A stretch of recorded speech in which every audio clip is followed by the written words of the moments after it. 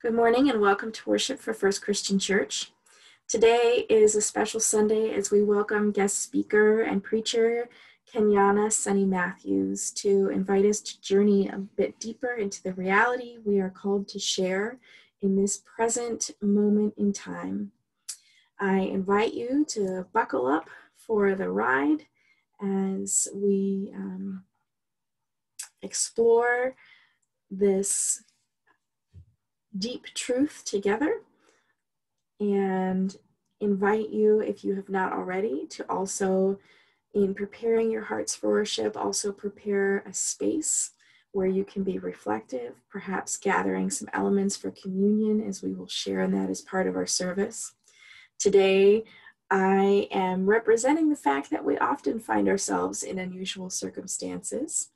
I'll be sharing in worship from the closet of one of our kiddos from First Christian Church. You can see that she has made this space sacred and special for her, and it is a reminder for us that we can make any space sacred when we gather together and join our hearts in fellowship, in communion, and in faithfulness.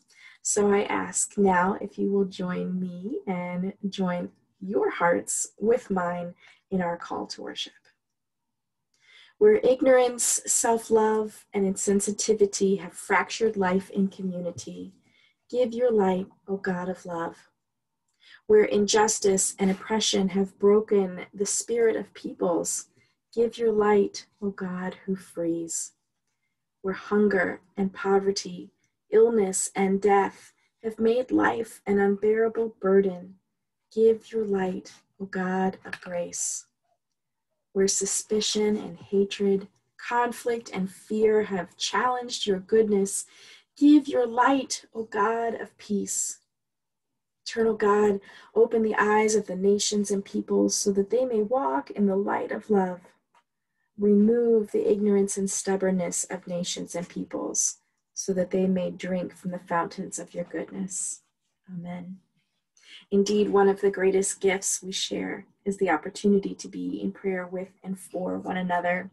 I know this week we share in joys and concerns for friends and members of our congregation and for those all across the country and even across the world. Some specific prayers we have received are for those who are experiencing health concerns. Some folks have had surgery, others are still awaiting diagnoses and direction. We've had some folks who are experiencing times of transition and are in need of prayer and love and support and grace. So we ask that God will help us to not only share these things with one another, but with ourselves. We share a joy this week in the Sachs household that we have a new family member who's hiding. So I'm going to introduce you to Luna. And Luna is also going to be joining our First Christian Church family. So we are excited for all of the ways that we share love as part of God's community of grace and love. We are also able to do this in addition to our prayers through our church offerings. And I continue to be so ever grateful for the faithfulness and the consistency of, again, friends and members of First Christian Church who continue to financially, emotionally, spiritually, prayerfully support our ongoing ministry. If you are looking for opportunities to do that, please reach out either directly to myself or to our church administrator, Sarah Neri. We also have had some folks ask about how they can do direct deposits or set up ongoing gifts to the church at regular intervals. And you can contact us and we will get you in touch with our church treasurer.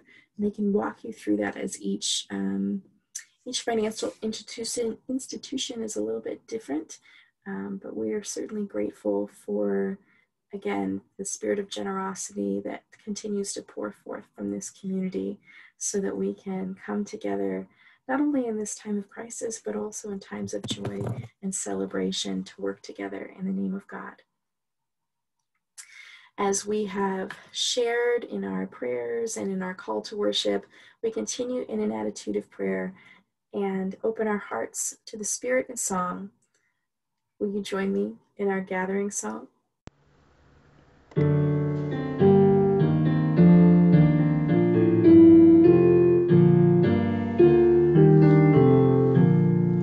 The voice of God is calling to women and to men. The voice once heard in Zion resounds on earth again.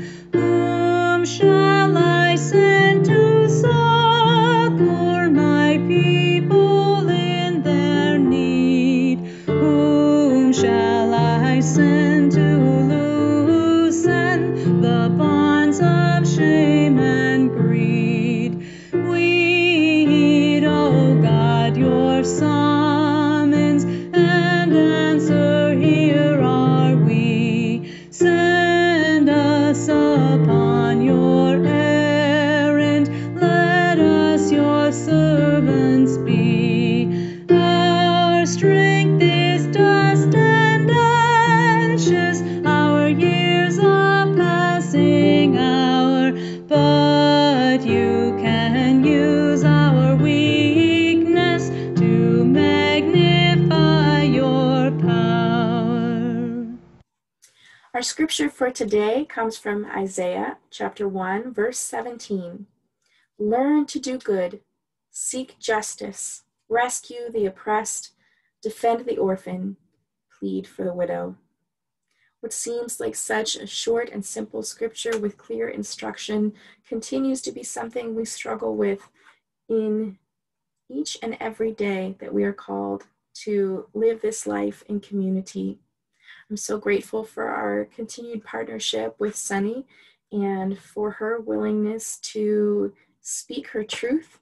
I'm so grateful to this congregation and our openness to create platforms for voices of persons of color and to widen the conversation so that we may be more receptive to the full spectrum of all that God is, and to also dig deeper into the mission and the ministry that we are called to share in this time and in this place. It may seem like we continue to explore topics that are heavy, that are difficult, that don't feel worshipful in the sense that they're not light and joyful, but they are our current reality. And Jesus was a prophetic, prolific, political powerhouse in his day. And so it is important that the church remain culturally relevant by addressing the realities that exist in our day-to-day. Even this past week, again, there were shootings in Los Angeles, and even close by over at Kent State University, there was graffiti that was really upsetting. I know that we have an image here to share of this continued suppression of the message that Black Lives Matter. So today, Sunny is taking time out of her life to share with us a bit of her perspective on what exactly this phrase and this movement means, why it is so triggering for some of us, and how we can embrace it more fully to move to get forward together in our collective humanity. Thank you so much, Sunny, for once again sharing your words of wisdom with us. Hello, my name is Sunny Matthews. I am a local community member here, Pastor Debbie wanted me to chat with you guys about Black Lives Matter. It's getting really hard for me to continue to have this conversation. Black Lives Matter. Why is there such a pushback on Black Lives Matter? And I just keep thinking to myself, how is this what our faith calls us to fight against? How is an utterance of Black Lives Matter so politically charged, so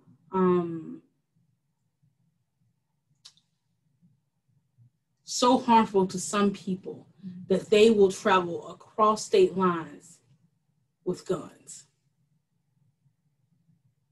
and then have the backing of the Christian world? That's not my faith. That's not my Christianity. I don't believe that attacking someone for saying Black Lives Matter and marching in the street for in that vein for that cause is enough.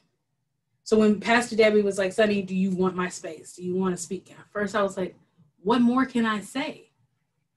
What more can I say? I've been speaking about this for years and years. My father spoke against this. My grandfather spoke against this. My great-grandfather spoke against this. My grandma spoke against this. Black Lives Matter. Why is that so hard for us? Why are we unable to accept that? It's nice when people trust you to find the words, but what do you do when you don't have the words? And after I watch those violent attacks and I see the trucks riding down the interstates and shooting paintballs at bystanders, at protesters, at folks just demanding we at least acknowledge in this country that racism exists, we're just fighting for the acknowledgement of it. And to see that pushback coming from the Christian community has really affected how I see religion. So I guess I wanted to talk to you a little bit about how the bush is on fire and we need to act. Point blank, period. We can't keep denying it. We as Christians can't keep living in this world that kumbaya is going to save this. We have to act. So let's just take the phrase. Let's learn the phrase. Let's think about the phrase. And let's talk about how Black Lives Matter, should be a phrase that Christians own, that Christians die by, that Christians live for and live out loud. Black Lives Matter. Black. First word. It amazes me that when some folks hear that word, they think it's anti-white. They think it's anti-them. They think it's an attack on them. If you say Black, I am Black. I am proud to be Black. I celebrate who I am as a Black person. They hear, you don't like me. You hate me. You want to attack me. That's not about the word Black. That's about internalized superiority and supremacy. That's about you not hearing that I am loving on myself. You not hearing I own a part of who I am. It's the same as if when folks say, I'm German. This is my heritage. This is who I am. This is how the world sees me. And I am okay with that. So long as they don't judge and treat me differently. And that's where we are. We are in a society where when you hear Black, when you see Black people, we treat them differently. Therein lies the problem. But the existence of Black folks is not the problem. For me to proclaim I am Black and proud of it is not the problem. For you to hear the Black and Black Lives Matter is not the problem. But your response, when you respond with, they must hate me, that's the problem. We have to address that problem if we're going to see change. So I proclaim loudly, Black, Black, Black, I'm Black. And I am part of the Black and Black Lives Matter. So what does it mean? If it doesn't mean anti-white, what does it mean? In 1961, Arthur James Baldwin was asked by a radio host about being Black in America. And he said, To be a Black person in this country and to be relatively conscious is to be in a state of rage almost all of the time and in one's work. And part of the rage is this: it isn't only what is happening to you, but it's what's happening all around you and all of the time in the face of a most extraordinary and criminal indifference of most white people in this country in their ignorance. That was 1961 and it's still true.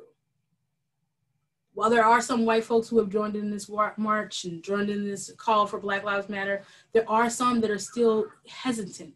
There are some that are still no. And the Black in Black Lives Matter, it means I'm fighting for me. I'm fighting for my son. I'm fighting for my daughter. I'm fighting for Black people. What am I fighting for? Their lives. So let's talk about the lives in Black Lives Matter. What some hear when they hear lives is over others, that we are talking about the life of Black people being more important than others. What some people hear is an us versus them discussion. That is not happening. And you know how I know this is true? Because the formation of the Blue Lives Matter and the Thin Blue Line was in direct opposition of Black Lives Matter. It did not exist before that. Those flags and all those materials and all those tattoos and all that stuff was in direct opposition to Black Lives Matter. Okay? Because people heard when they're talking about lives, they're saying their life is more important. That's not true. Oh, my life is more important. That's what we created. Instead of dealing with the fact that we were talking about Black lives, we started to talk about others. Instead of dealing with the fact that we were talking about how they have a right to live, we started talking about how that can infringe on others. How? Why? How do we think that's going to lead to a solution? I want you to understand what we mean when we say lives. Our founding fathers wrote some great material when they were talking about our lives and what we are owed as American citizens. And one of the things that they promised us is that they would hold these truths to be self-evident, that all men are created equal, that they are endowed by their creator with certain unalienable rights, that among these are life, liberty, and pursuit of happiness. That's what we're talking about. Black people have a right to life, liberty, and pursuit of happiness. They're not saying that's above other people. They're saying in conjunction with. We have the same rights. We have the same freedoms. We should have the same ways of being whole. And I'm at a loss because we keep having this conversation. And I'm seeing so many Christians divided as if that's an issue. To say that people's lives matter, to say that you have a right to life, liberty, and pursuit of happiness. How is that not founded on your faith? We should respect the humanity in us all, especially those who are faith-driven, especially those who found faith as their purpose. Black Lives Matter is not an attack on white people.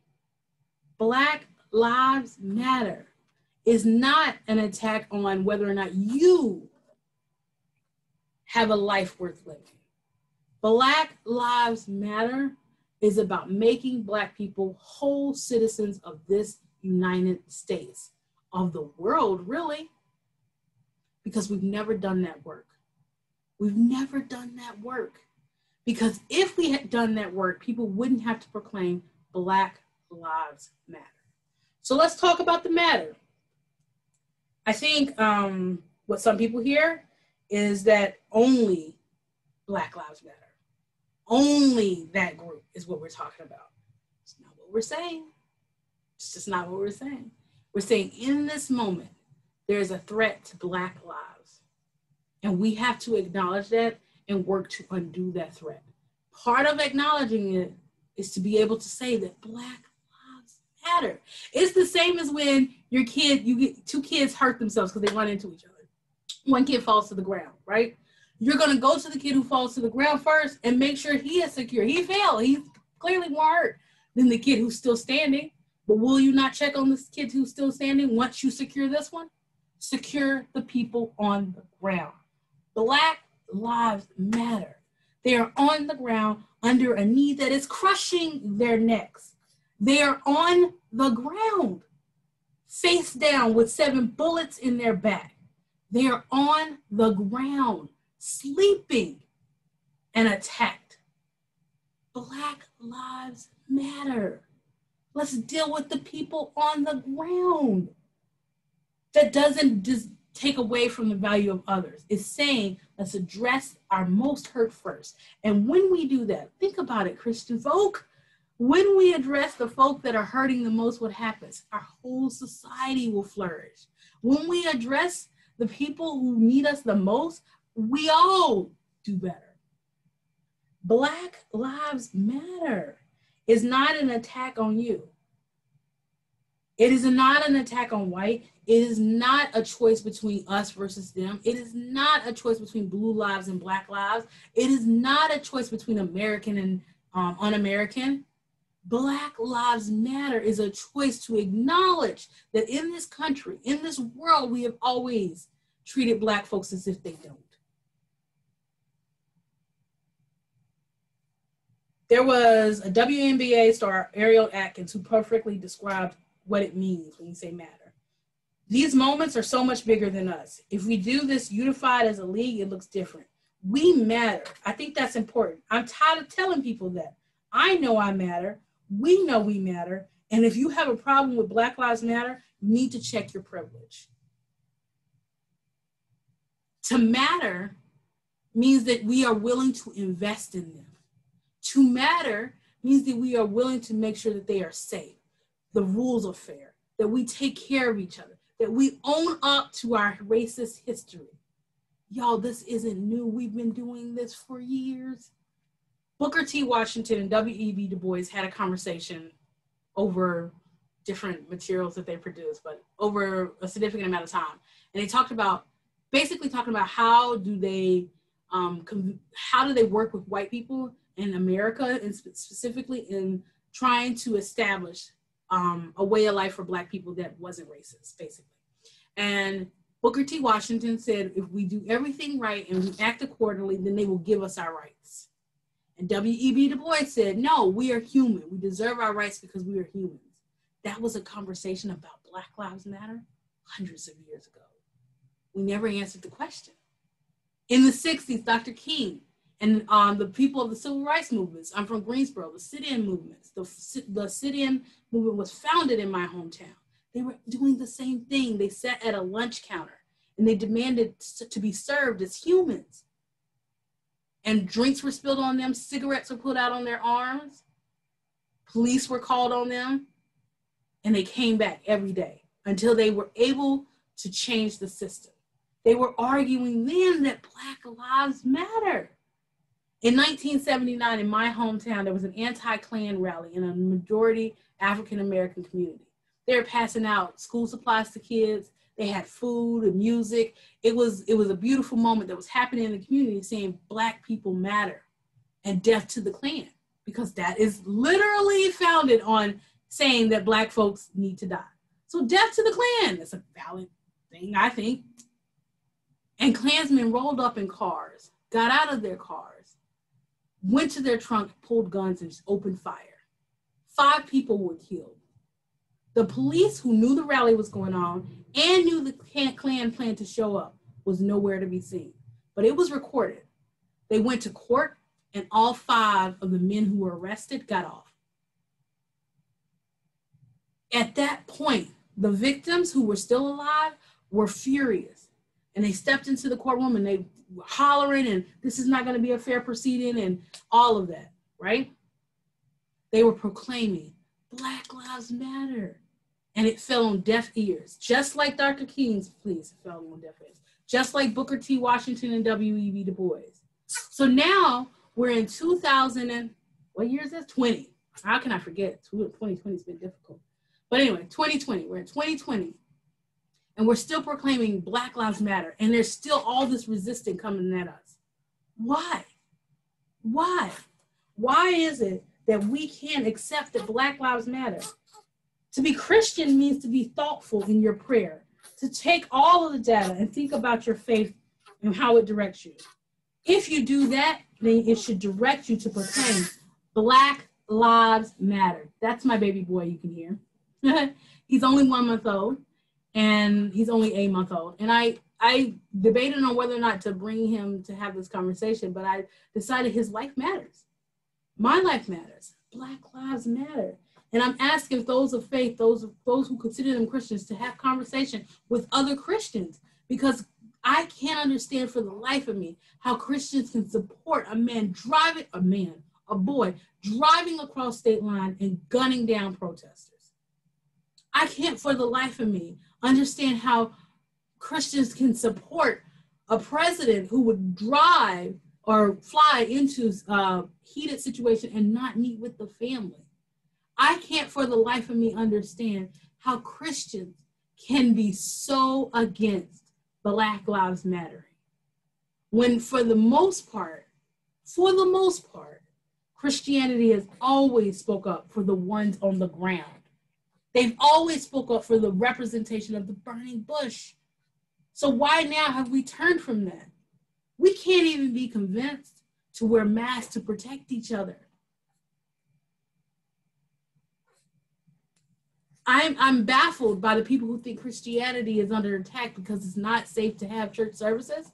And I commend any church, including this one, who's having their services online, because the church isn't the space. Our faith, our Christianity isn't about the actual space and the time of day and 10 o'clock on Sunday morning. It's about how we act all through the week. It's about how we show up in the world. It's about how the world sees us. So I'm asking you as a fellow Christian to proclaim Black Lives Matter, to do something about it, to challenge those who don't. I need more white folks to talk to other white folks, to step up and say, no, this isn't about you. This isn't anti-white. This isn't anti-police. This isn't about you. But you have a responsibility to do differently. You have a responsibility to sit at the feet of the fire. You have a responsibility to seek justice. You have a responsibility to recognize that a white man would not have been shot 7 times in the back in front of his little kids. You think those kids didn't scream? That cop heard them scream, and he still shot him. 1, 2, 3, 4, 5, 6, 7 times in the back. Black Lives Matter. Too often we need reminded that our siblings in the spirit are all those whom we come into contact with, not just those who look like us, talk like us, act like us, agree with us. But one of my favorite things of the disciples of Christ is that we can come together and appreciate and celebrate and collaborate without having to assimilate into one another's perspectives. This gives us a broader view of the fullness of the divine and all that God is and can be in our lives.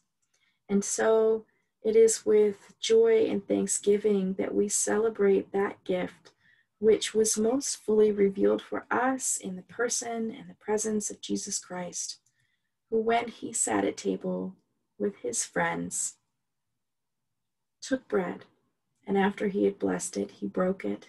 He offered it to them, saying, "Take and eat. This is my body, which is broken for you." In the same way, he took the cup, and after they had eaten, he offered it to them, explaining that it was the cup of the new covenant poured out for the forgiveness of sins, that all who would eat of this bread and drink of this cup proclaim the Lord's life and death until he comes again. Friends, these are the gifts of God for the people of God as we continue to do the work of God in the world. And it is so desperately needed. Please, let us sing, let us share, let us go and do God's work and care.